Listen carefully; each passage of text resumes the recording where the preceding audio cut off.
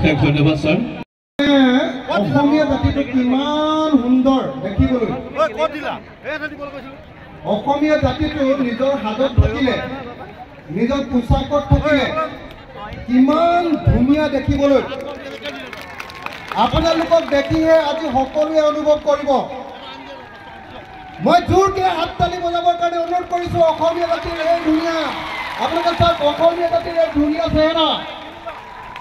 10,000 গৰাকী মহিলাই নিজৰ অসমীয়া সাজ পোছাক পিন্ধি একেলগতে আমাৰ শংকৰী কলা কৃষ্টি প্ৰদৰ্শন কৰিবৰ কাৰণে আহিছে, দিহানাম প্ৰদৰ্শন কৰিবৰ কাৰণে আহিছে। মই সকলোকে একেলগতে হাত তালি বজাবৰ কাৰণে অনুৰোধ কৰিছোঁ।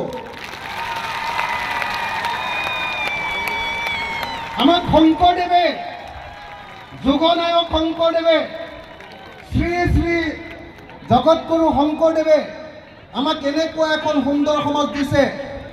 যি শংকৰদেৱে আমাক কেনেকুৱা সাজ পিন্ধিব লাগে, যি শংকৰদেৱে আমাৰ গীত কেনেকুৱা হ'ব লাগে, আমাৰ নৃত্য কেনেকুৱা হ'ব লাগে, আমাৰ ঘৰ কেনেকুৱা হ'ব লাগে, ঘৰৰ আৰ্হি কেনেকুৱা হ'ব লাগে, গোটেই অসমীয়া জাতিটোক অসমীয়া জাতি হিচাপে পৃথিৱীত পৰিচয় দিবৰ কাৰণে যিটো পৰিচয় গোটেই অসমীয়া জাতিটোক দাঙি ধৰিছিলে, তাৰ ভিতৰত আটাইতকৈ গুৰুত্বপূৰ্ণ মানুহজনৰ নামেই হ'ল শ্ৰীমন্ত শংকৰদেৱ।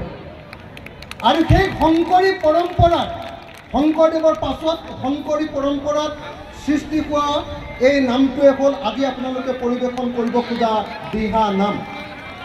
দিহা নাম মানে মই ইয়াত ক'বলৈ গ'লে, মই আচলতে বিশেষ যেটো নাজানো, মই বেছি ক'বলৈ গ'লে চাগে গীতালী বাইদেউহঁতে, নিৰ্মলা বাইদেউহঁতে মোক গালিয়ে পাৰিব, হয়নে নহয়? আৰু বিশেষকৈ কমলা ইয়াত আছে, কমলা গগৈ, হয়নে নহয়? আৰু ইয়াৰ পণ্ডিতবিলাক, সকলোবিলাক ইয়াৰ পণ্ডিতবিলাক আছে এই বিষয়ৰ। গতিকে মই সেইবিলাক বিষয়ে একো ক'বলৈ নাযাওঁ।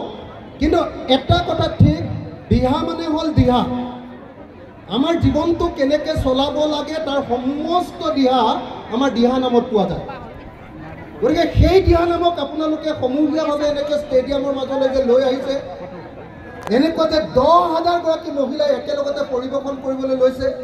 আৰু সেই অনুষ্ঠানটো যে মোৰ সমষ্টি, আমাৰ সমষ্টি শিৱসাগৰত কৰিছে, তাৰ কাৰণে আমি যুগলবন্দী সাংস্কৃতিক কলা কেন্দ্ৰক আমাৰ তৰফৰ পৰা একদম কোটি ধন্যবাদ জনাইছোঁ।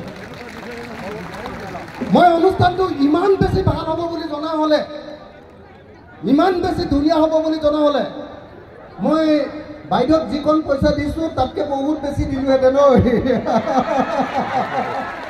ইয়ালৈ আহিয়ে গৈ দেখিছোঁ মানুহখিনিয়ে ভালকৈ পানী খাবলৈ পোৱা নাই।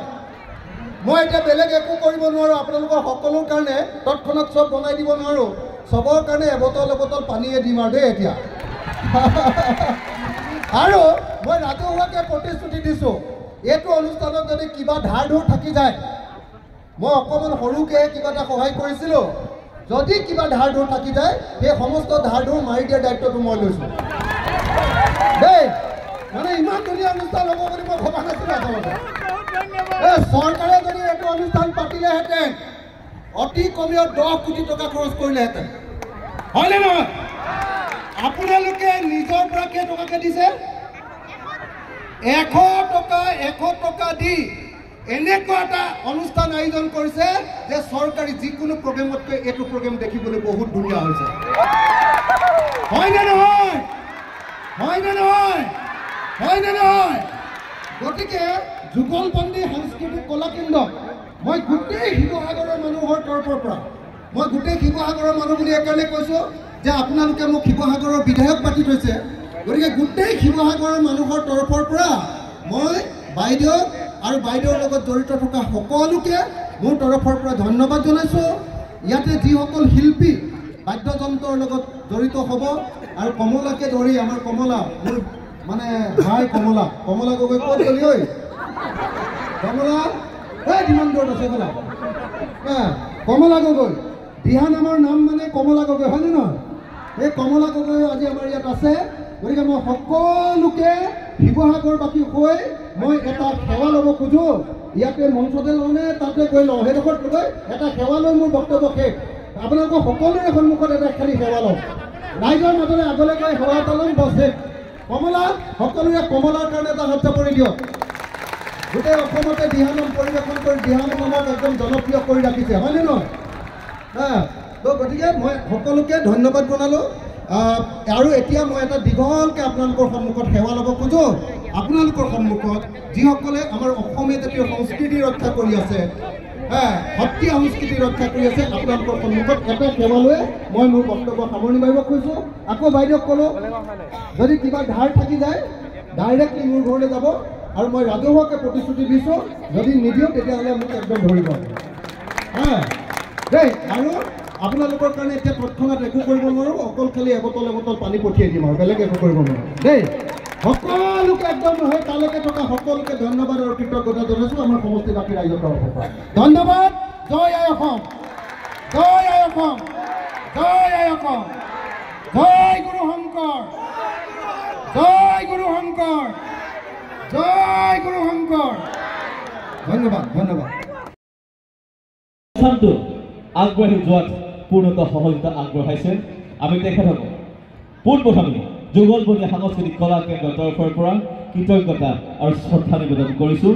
আপোনাৰ সহযোগিতাই আজি এই অনুষ্ঠানটো সাফল্যমণ্ডিত কৰি তোলাত অশেষ অৰিহণা যোগাইছে। আমি ইয়াৰ পাছতে যুগলবন্দী সাংস্কৃতিক কলা তৰফৰ পৰা তেখেতক এখন অংগবস্ত্ৰ, এটি স্মাৰক আৰু এখন সম্বৰ্ধনা পত্ৰৰে আমি শ্ৰদ্ধা জনাব বিচাৰিছোঁ, সেৱা জনাব বিচাৰিছোঁ।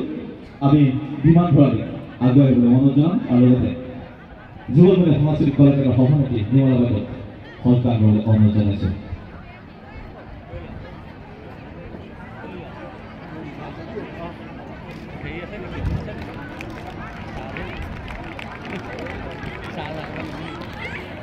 হাত চাউলটো সৰু হৈছে অলপ।